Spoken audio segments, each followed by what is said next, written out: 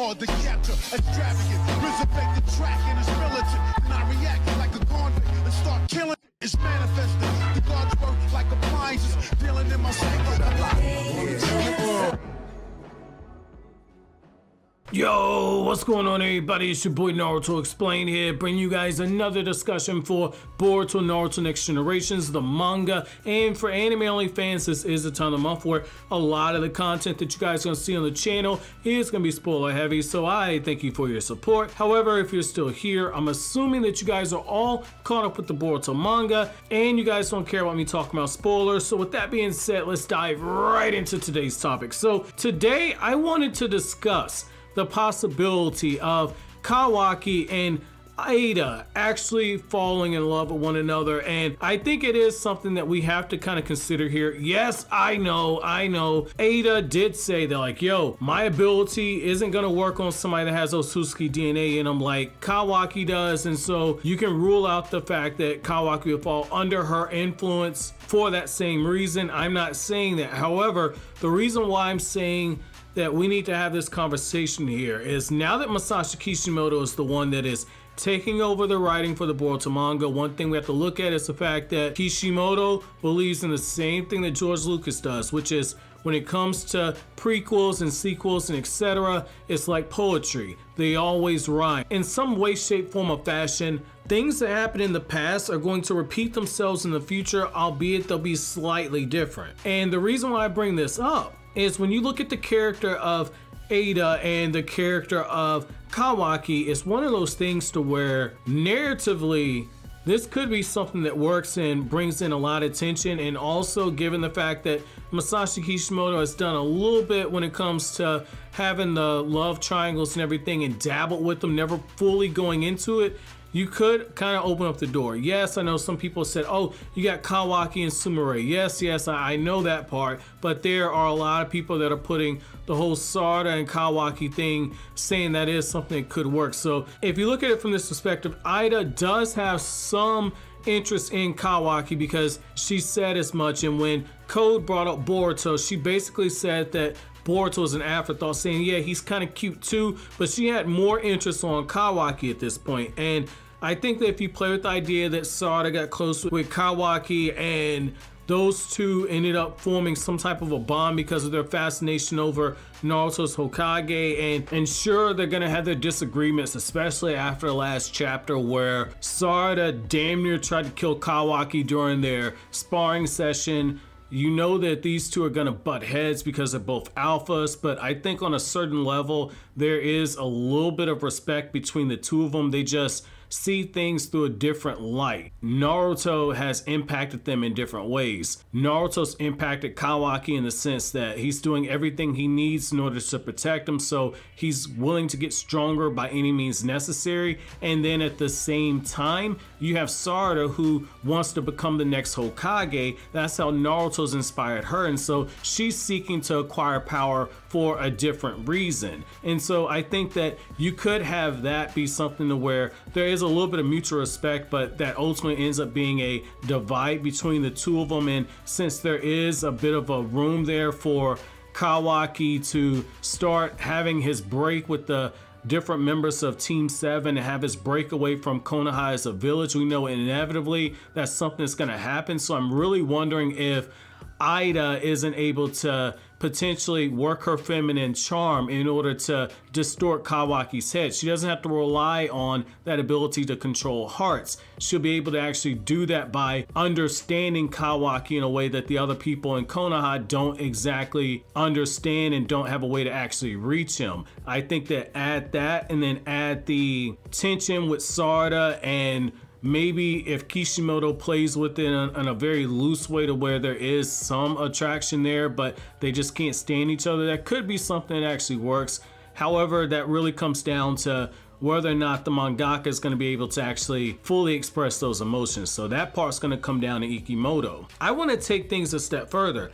I want to say, let's look at it from a narrative perspective, and let's look at it from a craft perspective. So if you have Kawaki, when he gets introduced to Eida, there's already some groundwork there to where you could actually play with this. So both of them absolutely hate Amado. Both of them hate that their bodies were scientifically altered by Amato. Kawaki said as much, and you have Eida who said as much as well. So when you take these two characters and you give them that common ground like that, and you have Kawaki in a situation where maybe he's fighting against Eida and they end up exchanging words with one another, it could be one of those things to where that interaction leads Kawaki to understanding that, like, yo, maybe she's not as bad as I think. And we know at some point that Kawaki is going to have a break from Naruto and Konoha. It's inevitable. We saw what happened during the flash forward sequence when everything was blown up to hell in a handbasket. We know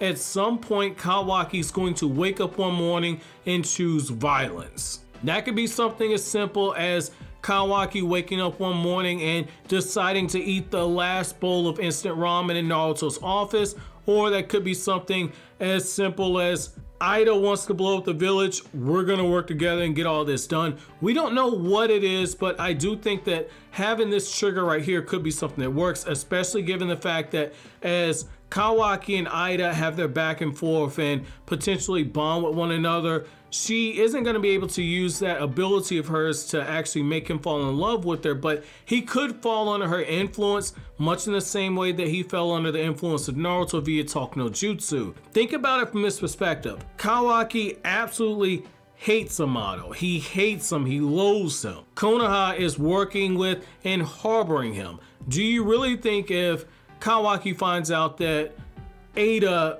outside of anything Code wants to do, Eida wants to destroy Amato, do you think he's going to try and stop that? I don't think that that's the case. Yes, he's a valuable asset to Konoha, but Kawaki also does not have any love lost for Amato as well. And when you add in the fact that when Amato was going through and Amato was working on Kawaki, he had that moment to where he looked like he wanted to say something. I really feel like it's one of those things to where if Amato has a secret, it's going to be one secret away from Kawaki turning on Amato at this point. I think that the character Eida could be something that actually gets this done, because you have to remember, this is a character who is able to see everything that's happening all at once, and she's also able to go back into the past and see things as far back as when she was actually born. So we know that she's probably older than Kawaki, and so given that information, whatever Amato did to Kawaki's body that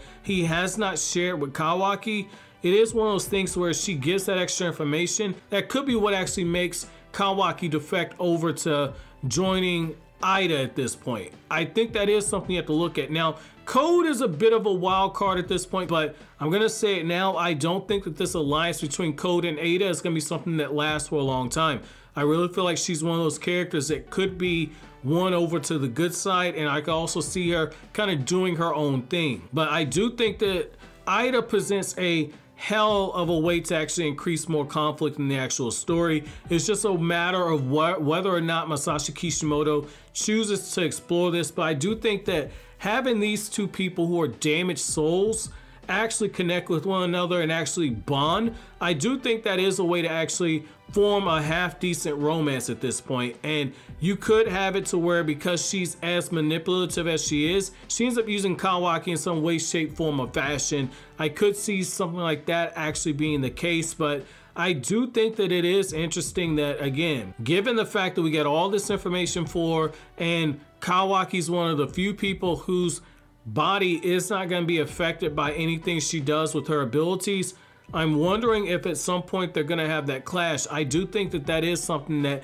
is being set up, because she had a high interest in the character, mainly because he killed Ishiki, but I could see them actually bonding even further over that, especially given the fact that nobody truly understands Kawaki's pain. Naruto and Kawaki, they bonded, but Kawaki, at least in the manga, he's not shared full details with Naruto. Having someone like Eida who's able to actually bring up those memories and actually talk with them and relate to them as somebody that's had their bodies scientifically enhanced by Kara and talk about all the things that they've lost, that gives them a lot of room to actually bond and seek that mutual understanding. So that is something that you have to kind of potentially keep your eyes on, something as a potential way to actually start planting the seeds of having Kawaki break away from Konoha. I think they're already setting the foreshadowing there, given the fact that when Naruto lost Kurama, Kawaki was shown at a faraway distance from Naruto and Sasuke and Boruto, and you had it where Kawaki was saying, I'm going to destroy everybody who has a karma seal in order to free you from it. Sasuke gave him a sideways glance, and then you had it also when they were on the Hokage monument, they got to talking. Kawaki gave an extreme answer to Boruto, one that Boruto was against at a certain point, and Boruto looked at it saying, I don't think I could ever do something like that. You're seeing a bit of a divide start to grow between these two characters who are close, and again, because it's inevitable, because there is going to be a breakup at some point, I could see Eida being that fissure that actually ends up being the entire earthquake. However, I want to know from you guys, number one, do you guys ship Eida and Kawaki together? And then number two, do you guys agree with me that she could be used as a way to relate to Kawaki and eventually get him to actually break away from Konoha? Let me know down in the comment section below. But as always, guys, if you like anything I had to say, don't forget to comment, rate, subscribe, and share. Thank you so much for watching to the end. Have an awesome day, guys.